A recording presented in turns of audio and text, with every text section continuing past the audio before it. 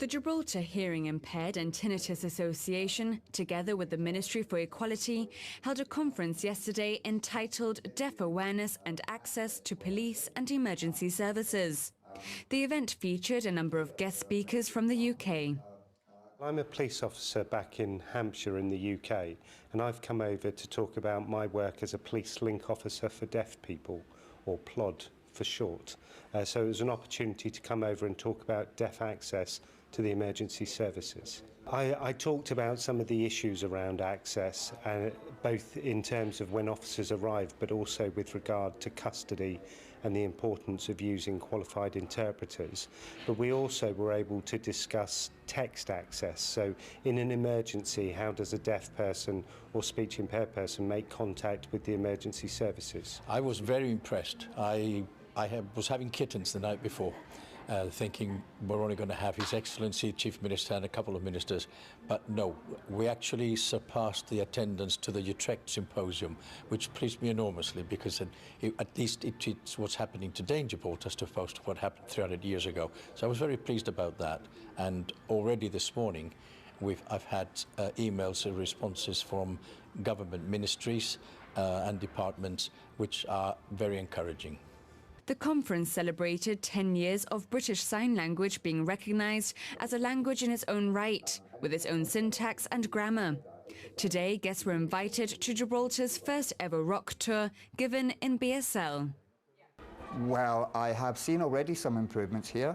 I was here 2 years ago, and I think things have made improvements. There's still a lot to be done. There's still a lot to raise people's awareness, to improve communication for deaf people, for people to enjoy for the first time today, for example, a tour with an interpreter. We learned a lot of Gibraltarian history. If we hadn't had that interpreter there, we would never have known any of that information. Well, I believe that the conference is very important. I've been living in Gibraltar now for about 3 years. I've seen improvements already. I think it's important to raise awareness of deaf people. People think there aren't many deaf people here in Gibraltar. That's not true. There are actually quite a lot, and we have been trying to get publicity and information out to Gibraltar, things like television, for example. And a lot of deaf people are approaching me since I've been seen. We've had courses in sign language, levels 1 and 2.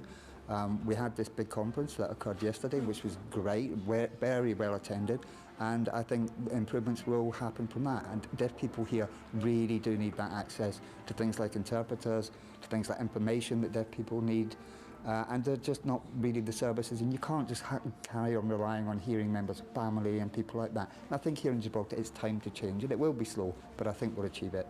And what about in terms like, for example, the rock tour today? You live here in Gibraltar, but this is the first time you've had a rock tour in sign language. So how did you enjoy that experience?